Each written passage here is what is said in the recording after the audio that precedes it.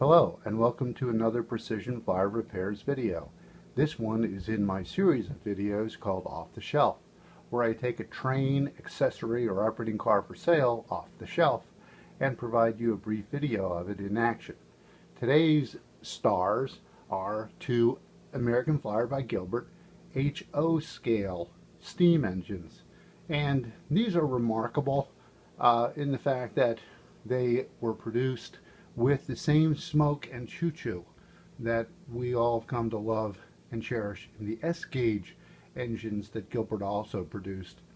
And while this is a downsized smoke unit and choo-choo unit, it is exactly the same design as the larger one in the S-gauge steam engines, and pretty remarkable when you think it's all packed in to a beautifully rendered HO steam engine. These run on DC, and they do draw considerably more current than many modern HO engines with CAN motors and LED lighting, and I would imagine most of them no smoke element at all. And it is that smoke element in particular, along with the old style open frame motors and incandescent bulb headlight in the case of the Hudson pictured here, that draw the current.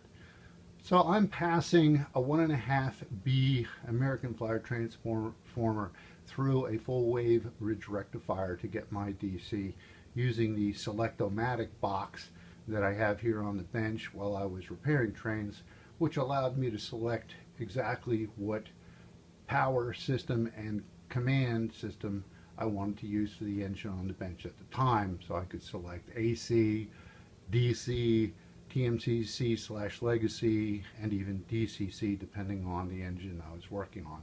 So today the Select-O-Matic box is obviously to DC, and I'll have to do a little lead swapping in order to reverse the polarity when I show you these reverse. Some should I say, modern transformers for HO scale trains do not deliver enough power, and so that might be one thing you're careful of if you buy these while having run other HO trains. Your DC power pack may or may not have enough power to run these. They're a little, as I mentioned, more power consumptive than modern units. But anyway, without any further ado, let me just last but not least mention, to see the latest list of my trains for sale, please visit my website at www.precisionflyerrepairs.com, and I keep that list updated on at least a weekly, often more frequent basis than that, and the prices for everything are shown there.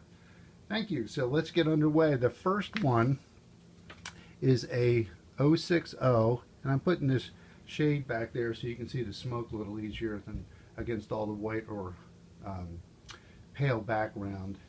And it's a Pennsylvania 060 slope back, nicely rendered, individually added hand rails and so forth. They're scale flanges on the wheels, but it does have pull more bands, and it's a spunky, fun little motor that I thought I'd show you in action.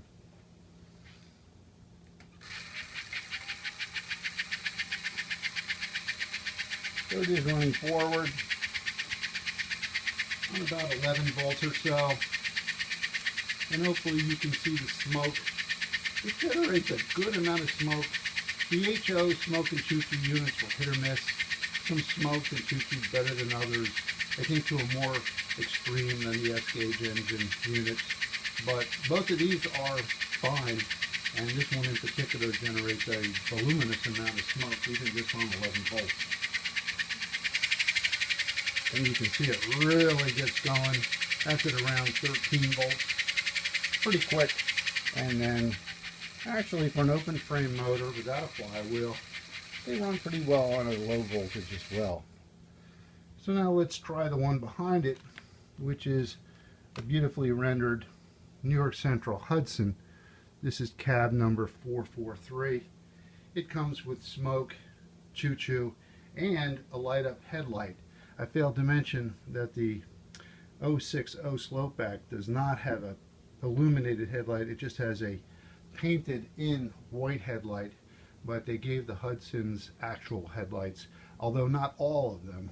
443s were in most cases given an illuminated headlight, smoke and choo-choo, as does this one, along with pull more.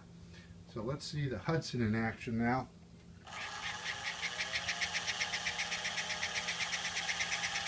smooth running. Smoke unit works. Having a little difficulty getting the lighting just right on that unit for you to see it. There you go. Nice steady stream of smoke. Both of these engines are fine-tuned, run beautifully well, forward and reverse. And you can hear that pretty remarkable degree of choo-choo from this little unit. I think they actually produce better sound in the HO bodies than in the Franklins and other later model S-gauge steam engines they were also used in. And similarly, it slows down to a nice smooth run as well. Now, like I said, to make it go, run in reverse, I just have to switch the polarity. And there you see exactly similar performance in reverse as forward. And we could do the same now for the slope back 060.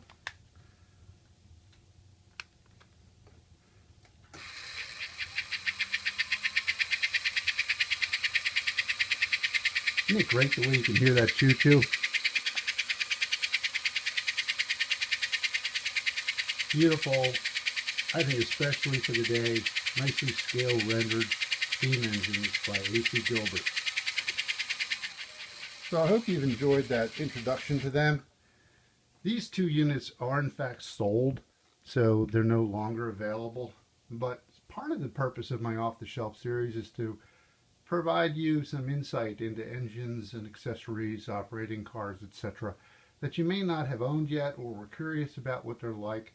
So to share that with you while I can is also the purpose of my off-the-shelf series. Thanks again for watching. I hope you enjoyed this. And until next time, be well and have fun running your trains.